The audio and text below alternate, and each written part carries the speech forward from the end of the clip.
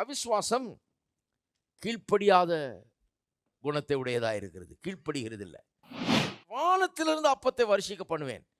ஜனங்கள் போய் ஒவ்வொரு நாளுக்கு வேண்டியது ஒவ்வொரு நாளிலும் சேர்த்து கொள்ள வேண்டும். அதனால் அவர்கள் நியாயப்பிரமாணத்தின்படி நடப்பார்களோ நடக்க மாட்டார்களோ என்று அவர்களை சோதிப்பேன். டே பை டே ஒவ்வொரு நாளும் என்னை நம்பி வாழ்றதுக்கு நீ கற்றுக்க, அதை நீ தெரிஞ்சுக்கணும். அதனால் நாளைக்கு வரைக்கும் வைக்கக்கூடாதுன்ட்டார். அந்த மன்னாவை எப்படி டிசைன் பண்ணிட்டாரு, அடுத்த நாள் வரைக்கும் வச்சா கெட்டு போகிற மாதிரி பண்ணிட்டார். அது எப்படி பண்ணியிருக்காரு பாருங்க. 5 நாளைக்கு அடுத்த நாள் வரைக்கும் வச்சா கெட்டு போயிடுமா, 6வது நாள் மட்டும் 2 நாளைக்கு சேர்த்தாலும் 7வது நாள் மிச்சமாக இருக்குமா, அது கெடாமல் இருக்குது.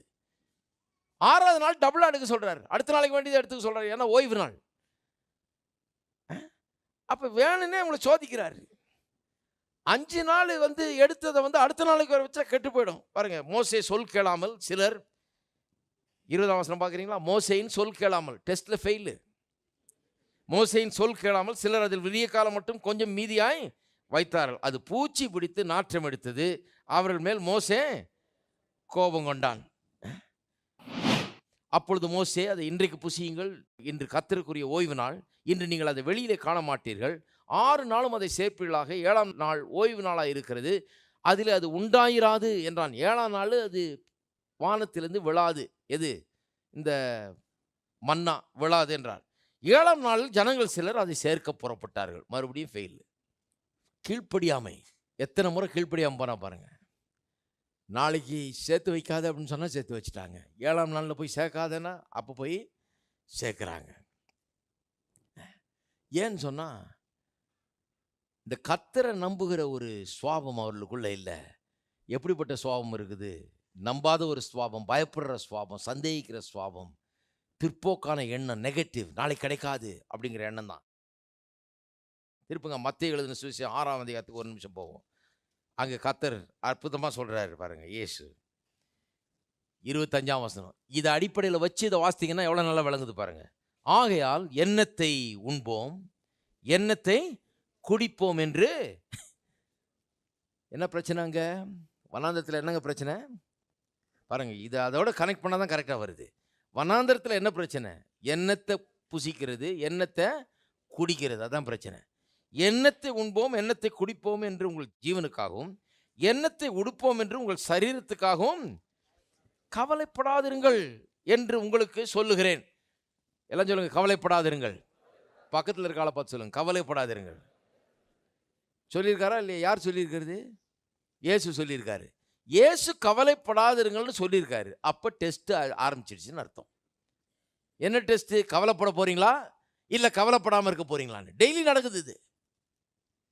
காலையில் எந்திரிச்சோன்னு ஞாபகம் வச்சுக்கணும், டெஸ்ட்டு. ஐயோ டெஸ்ட்டு. நான் கவலைப்பட போகிறேன்னா இல்லை கர்த்தரை விசுவாசிக்க போகிறேன்னா? இது டெஸ்ட்டு நாள். இன்னைக்கு டெஸ்ட்டு டே, இன்னைக்கு பரீட்சை நேரம். நான் இதை பற்றி கவலைப்பட போகிறேன்னா இல்லை சந்தோஷமாக இருக்க போகிறேன்னா, கர்த்தரை தேவையில்லை சந்திப்பான்னு சொல்லி நான் எண்ணத்தை புசிப்போம், எண்ணத்தை குடிப்போம், எண்ணத்தை உடுத்துவோம் பற்றி கவலைப்பட போகிறேன்னா இல்லை கர்த்தரை நம்ப போகிறேன்னா? ஹலோ, ஒவ்வொரு நாளும் டெஸ்ட்டு நடந்து கொண்டே இருக்கிறது, தெரியுமா உங்களுக்கு? அதில் எப்படி பண்ணுறீங்கன்ற பொறுத்து அடுத்த ஸ்டெப்பு. ஆனால் எத்தனை விசுவாசிகள் வீட்டில் பைபிள் எடுத்துக்கிட்டு பாட்டை பாடுவாங்க, எல்லாம் பண்ணுவாங்க, ஜபமும் பண்ணிடுவாங்க. காலையில் எழுந்திரிச்சு ஒரு ஜபமும் பண்ணிடுவாங்க. பண்ணிவிட்டு கவலையை தான் பேசிகிட்டு இருப்பாங்க. சிலர் ஜபத்திலேயே கவலையை தான் பேசுவாங்க. கர்த்தாவே ஒரே கவலையாக இருக்குது கர்த்தாவே. கர்த்தர் என்ன பண்ணுவார்? அதுக்கு அந்த கவலைகள்லாம் ஒன்றுமே பண்ண முடியாது அவர். நான் சொல்கிறேன், நிச்சயமாக ஒன்றும் பண்ணவே முடியாது கர்த்தர் அந்த கவலைக்கு. ஏன்னா கவலை நாளைக்கு நடக்க போகிறத பற்றி இன்றைக்கு கரிசனைப்படுவது. அவர் நாளைக்கு வந்தால் கரெக்டாக நாளைக்கு மன்னா மேலேருந்து வரும். இன்றைக்கி அவர் என்ன பண்ணுவார்? இல்லை இல்லை இன்றைக்கே பார்ப்பா வந்துக்கிட்டே இருக்குது அப்படின்னு காமிக்க முடியாது. அவரால் ஒன்றும் செய்ய முடியாது. அந்த கவலையை பற்றி மட்டும் அவரால் ஒன்றுமே செய்யவே முடியாது. கவலைப்பட்டால் பட்டுகிட்டே இருக்க வேண்டியது தான். கவலைப்பட்டால் அல்சரில் கஷ்டப்பட்டுகிட்டே இருக்க வேண்டியது தான். ஹலோ, கவலைப்பட்டால் அதனுடைய காரியங்கள்லாம் சரீரத்திலையும் பாதிக்குது, எல்லாத்திலையும் பாதிக்குது. ஏனென்றால் கர்த்தர் சொல்றார் கவலைப்படாதிருங்கள். எண்ணத்தை புசிப்போம், எண்ணத்தை உடுத்துவோம், எண்ணத்தை குடிப்போம் என்பதை குறித்து கவலைப்படாதிருங்கள். இதை தான் கற்றுக் கொடுத்துட்டு இருக்கிறார் வனாந்தரத்தில். கவலைப்படாதிருங்கள். எல்லாம் சொல்லுங்க, கவலைப்படாதிருங்க. அப்போ தினந்தோறும் எந்திரிச்ச உடனே ஒன்று ஞாபகம் வச்சுங்க, நான் நீ கவலைப்பட போகிறேன்னா இதை பற்றி, எதை பற்றி? என்ன புசிப்போம், என்ன குடிப்போம், என்னத்தை உடுத்துவோம் கவலைப்பட போகிறேன்னா இல்லை கர்த்தரை நம்ப போகிறேன்னா? சிலருக்கு வந்து நவம்பர் மாதமே ஆரம்பிச்சிருது, கிறிஸ்மஸ்க்கு எப்படி சட்டை வாங்க போகிறோன்னு கவலை, அடுத்த வருஷம் எப்படி ஃபீஸ் கட்ட போகிறோன்ற கவலை, எல்லா கவலையும் அட்வான்ஸாக வந்துடுது. இந்த கவலைக்கெல்லாம் ஒரு உபவாச ஜபத்துக்கு போகிறாங்க. ஹலோ, அங்கே போனோன்னு ஆறு கேட்குறாரு, என்ன பிரச்சனை? ஒரே கவலையாக இருக்குது பிரதர். அவரும் ஜபம் பண்ணி இப்படியே தலையில் கை வச்சு தான் நிறைய பேருக்கு வழுக்கையாச்சு. திரும்ப என்ன பண்ணுறது சொல்லுங்க? கவலைப்படாதிருங்கள். சொல்லுங்க, கவலைப்படாதிருங்கள். டெய்லி டெஸ்ட் நடந்துட்டு இருக்குது. எந்திரிச்ச உடனே என்ன பண்ணும்? கவலைப்பட மாட்டேன். நான் இயேசுவின் நாமத்தினாலே எதை குறித்தும் நான் கவலைப்பட போறதில்லை. எல்லாவற்றை குறித்தும் ஸ்தோத்திரத்தோட கூடிய என்னுடைய விண்ணப்பத்தை தேவனிடத்தில் நான் ஏறெடுக்க போகிறேன். கர்த்தர் என்னை அறிவு கட்டாத புத்தி கட்டாத சமாதானத்தினால் என்னை நிரப்பார். இன்றைக்கு எதை பற்றி நான் கவலைப்பட போறதில்லை ஒரு தீர்மானத்தை எடுங்க. நான் சொல்லுகிறேன், சீக்கிரமா பாலும் தேனும் ஓடுகிற தேசத்தில் வாழ்ந்து கொண்டிருப்பீர்கள், நிறைவிலே வாழ்ந்து கொண்டிருப்பீர்கள். அப்படிப்பட்ட தரமான தீர்மானங்கள் எடுக்கிறது இல்லை பாருங்க. நம்ம பாட்டு கோயிலுக்கு போறோம், வர்றோம், எல்லாம் போறாங்க, நம்மளும் போயிட வேண்டியது. நான் சின்ன வயசுலேருந்து கரெக்டாக போயிடுவேங்க. என்னத்த கரெக்டாக போனீங்க? என்ன கேட்டீங்க? கவலைப்படாதுன்னு வசனம் இருக்கு. ஆமாம், வசனம் இருக்குது, ஆனால் நான் கவலைப்படுவேன். அப்போ வசனம் எதுக்கு? அது அங்கே இருக்குது, நான் இங்கே இருக்கிறேன். அது அப்படியே இருக்குது, நானும் இப்படியே இருக்கிறேன். ஹலோ, இங்கே அதெல்லாம் நடக்காது. இங்கே வந்தால் விட மாட்டோம். Daily test. எந்திரிச்ச உடனே முதல் கவலை என்ன? பஸ்ஸு கிடைக்குமா கிடைக்காதா? இந்த முதலாளி தகராறு பண்ணுவாரா பண்ண மாட்டாரா? நான் என்ன பண்ண போகிறேன்? இந்த பிரச்சனை என்ன பண்ண போகிறேன்? ஞாபகம் வச்சுக்கங்க, நான் சொல்லிட்டேன் இப்போவே, தினந்தோறும் டெஸ்ட் நடந்துகிட்டு இருக்குது. கவலைன்னு வந்த உடனே நீங்கள் சந்தேகத்தில் வாழ்கிறவர்களாக இருக்கிறீர்கள். நலமும் விசாலமுமான பாலும் தேனும் ஓடுகிற இடத்துக்கு போக முடியாது, அப்படி வாழ முடியாது. அகற்றுங்கள் கவலையை, நீக்கி போடுங்கள். சொல்றாரு பாருங்க 26, ஆகாயத்து பட்சிகளை கவனித்து பாருங்கள், அவைகள் விதைக்கிறதும் இல்லை, அறுக்கிறதும் இல்லை, களஞ்சியங்களில் சேர்த்து வைக்கிறதும் இல்லை, அவைகளையும் உங்கள் பரமபிதா. இந்த வசனத்தை எதோட சேர்த்து வாசிக்கணும்? யாத்ராமத்தோட. என்ன பண்றது இல்லையா? அவைகள் விதைக்கிறதும் இல்லை. எதுக்கு வனாந்தரத்தில் கொண்டாந்தார்? வேணும்னே கொண்டாந்தார், விதைக்காம இருக்காம. 40 வருஷம் ஏதாவது விதைச்சு அறுத்தாங்களா? இல்லை. 40 வருஷத்துக்கு கொண்டாருல அவர், சும்மா 10-15 நாளைக்கு தான் கொண்டாந்தாரு. இவன் அற்புதமா 40 வருஷம் அங்கே இருந்தாங்க இவங்க அவிசுவாசத்தில். இது அவிசுவாசத்தின் அற்புதம். அவிசுவாசமும் அற்புதத்தை நடப்பிக்குது, விசுவாசமும் அற்புதத்தை செய்து இல்லையா? அப்போ பாருங்க, கர்த்தர் எதுக்கு அங்கே கொண்டு வந்தாரு? விதைக்காம அறுக்காம நூற்காம ஒன்றும் பண்ணாம பரமபிதா எப்படி பிழைப்பூட்டுகிறார்ங்கிறத காட்டுறதுக்காக தான் வனாந்தரத்தை கொண்டு வந்தார். 10-15 நாள் என் கையால் நீ சாப்பிடு, விதைக்காம சாப்பிடு, அறுக்காம சாப்பிடு. அப்போ உனக்கு தெரிஞ்சிடும், உன் உழைப்பில் சாப்பாடை கொண்டு வர்றது என்னுடைய ஆசீர்வாதம் தான் சாப்பாடை கொண்டு வருதுன்னு உனக்கு புரியும். அதனால நீ விதைக்க முடியாத இடத்துக்கு, அறுக்க முடியாத இடத்துக்கு, நூற்க முடியாத இடத்துக்கு, சேர்த்து வைக்க முடியாத இடத்துக்கு. ஹலோ, அதான் சொல்லியிருக்குது, விதைக்கிறதும் இல்லை, அறுக்கிறதும் இல்லை, களஞ்சியங்களில் சேர்த்து வைக்கிறதும் இல்லை. அப்படிப்பட்ட ஒரு இடம் எங்க கரெக்டாக பார்த்து லொக்கேஷன் பார்த்து கொண்டு போறார் ஷூட்டிங்க்கு. இங்கே வா கொண்டு போறேன்னு சொல்லி நல்லா வனாந்திரத்தில் கொண்டு போய் விதைக்க முடியாது, அறுக்க முடியாது, சேர்த்து வைக்க முடியாது, கொண்டு போய் ட்ரைனிங் கொடுக்குறாரு. இந்த வசனத்தை அதோடு சேர்த்து வாசித்து பாருங்க, அப்போதான் நல்லா வழங்கும். அவைகளையும் உங்கள் பரமபிதா பிழைப்பூட்டுகிறார், அவைகளை பார்க்கலும் நீங்கள் விசேஷித்தவர்கள் அல்லவா? ஆகாயத்து பட்சிகளை காட்டிலும் விசேஷித்தவர்களா நீங்க? கவலைப்படுகிறதுனாலே உங்கள் எவன் தன் சரீர அளவோடு ஒரு முழத்தை கூட்டுவான்? ஒன்றும் நடக்க போகிறதில்லை. கவலைப்படுறதுனால ஒன்றும் மாற போகிறதில்லை. உடைக்காகவும் நீங்கள் கவலைப்படுகிறது என்ன? காட்டு புஷ்பங்கள் எப்படி வளருகிறது என்று பாருங்கள். அவைகள், மறுபடியும் சொல்லுங்க, உழைக்கிறதும் இல்லை, நூற்கிறதும் இல்லை. எது? காட்டு புஷ்பங்கள். அது என்ன வேலை செஞ்சால் சாப்பிடுது? கிடையாது. அதுக்கெல்லாம் யார் பார்க்கறது? என்றாலும் சாலமோன் முதலாய் சர்வ மகிமையிலும் அவைகளில் ஒன்றை போலாகிலும் உடுத்தி இருந்ததில்லை என்று உங்களுக்கு.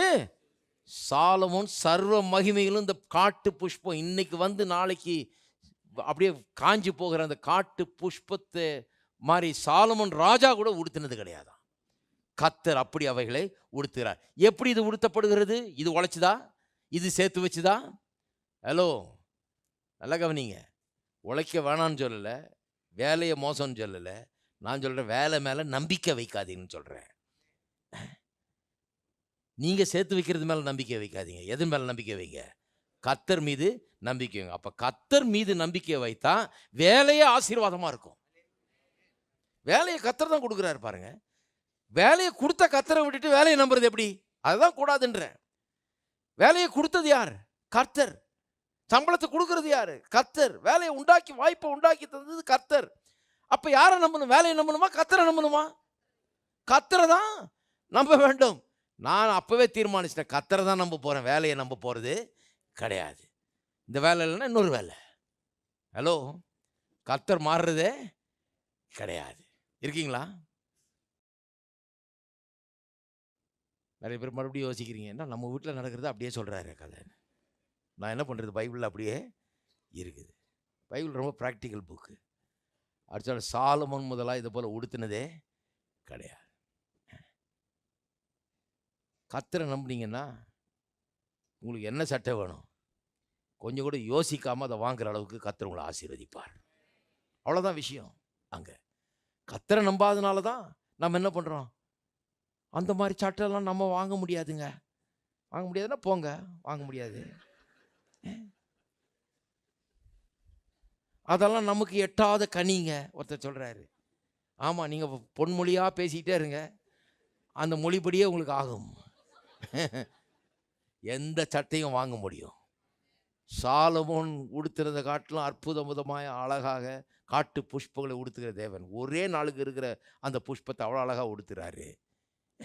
நான் அதை காட்டிலும் விசேஷமானவன், இயேசுவின் இரத்தத்தால் மீட்கப்பட்டவன், விலை கொடுத்து வாங்கப்பட்டவன், என்னை எவ்வளவு அதிகமாக அவர் காக்கிறார். யோசித்து பாருங்க. அப்போ இதை அதோட சேர்த்து வாசித்து பாருங்க. அந்த பேக்ரவுண்டில், யாத்ராமும் பேக்ரவுண்டில் தான் இதை வாசிக்கணும். உடைக்காகவும் நீங்கள் கவலைப்படுகிறது என்ன? வனாந்திரத்தில் உடை என்ன, இவங்களுக்கு என்ன டெய்லர் கடையாக இருந்தது? இல்லை துணி கடை இருந்ததா? ஒன்றுமே கிடையாது. ஆனால் உடைக்காக கவலைப்பட வேண்டியதே கிடையாது. அந்த உடை பழசாகவே இல்லை பாருங்க, வேணும்னு அங்கே கொண்டு வந்தார். காட்டு புஷ்பங்கள் எப்படி வளருகிறது என்று கவனித்து பாருங்கள். அவர் உழைக்கிறது பாருங்க. 30ஆம் வசனம், அற்ப விசுவாசிகளே, இன்றைக்கு இருந்து நாளைக்கு அடுப்பில் போடப்படுகிற காட்டு புல்லுக்கு தேவன் இவ்விதமாக உடுத்து வைத்தால் உங்களுக்கு உடுத்து வைப்பது அதிக நிச்சயம் அல்லவா? கர்த்தர் உங்களுக்கு பெஸ்ட்டை தருவார் என்று நம்புங்கள், விசுவாசியுங்கள். விசுவாசத்தை தாங்க நடக்கும். அது சிறந்ததை தருவார் என்பதை விசுவாசியுங்கள்.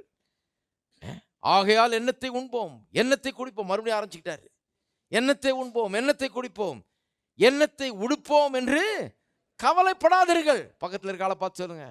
முக்கியமாக புருஷன் மனைவியாக இருந்தால் கரெக்டாக சொல்லுங்க. அதை கவலைப்படாதீர்கள். கவலைப்படுறது யாரு? நல்லா கவனிங்க விசுவாசிகளே, நன்றாய் கவனிக்கணும். யாரு கவலைப்படுகிறீர்கள்? இவைகளை எல்லாம் அஞ்ஞானிகள் நாடி தேடுகிறார்கள். இதெல்லாம் எங்கேருந்து கிடைக்கும், எப்படி கிடைக்கும்னு கர்த்தரை அறியாத மக்கள் அதையெல்லாம் எண்ணி எண்ணி எண்ணி பயந்து, நாளைக்கு கிடைக்குமா கிடைக்காதான்னு எண்ணி பயந்து அவர்கள் சாகிறார்கள். கர்த்தரை அறியாத மக்கள் எப்படி நடக்கும்னு சொல்லி, வாழ்க்கை எப்படி நடக்க போகுது, வேலை போயிடுச்சு, ஐயோ இது போயிடுச்சு, அது போயிடுச்சு, எப்படி நடக்கும் அப்படின்னு சொல்லி அவர்கள் கவலைப்படுறாங்க. நீங்கள் பரம பிதாவினால் பிழைப்பூட்டப்படுகிறவர்கள். உங்களுக்கு ஒரு பரலோக தகப்பன் ஒருவர் உங்களுக்கு இருக்கிறார். உங்கள் தேவைகளெல்லாம் சந்திக்கக்கூடியவர். இவைகளெல்லாம் உங்களுக்கு வேண்டியவர்கள் என்று உங்கள் பரமபிதா அறிந்திருக்கிறார். முதலாவது தேவனுடைய ராஜ்யத்தையும் அவருடைய நீதியும் தேடுங்கள். இப்போ பாருங்க, இந்த விசுவாச வாழ்க்கையை கற்றுக்கொள்றதுக்காக தான் அங்கே கொண்டு வர்றாரு. அங்கே கொண்டு வந்து ஃபுல்லாக அதை கற்றுத்தர்றாரு பாருங்க. கற்று தந்து கடைசியில் இவங்க கற்றுக்கொள்ள மறுக்கிற ஒரு கூட்டமாக இருக்கிறார்கள். விசுவாசிகள் இதுலேருந்து ஒரு பெரிய பாடத்தை கற்பிக்கணும். தினந்தோறும் டெஸ்ட் நடந்துகிட்டு இருக்குது.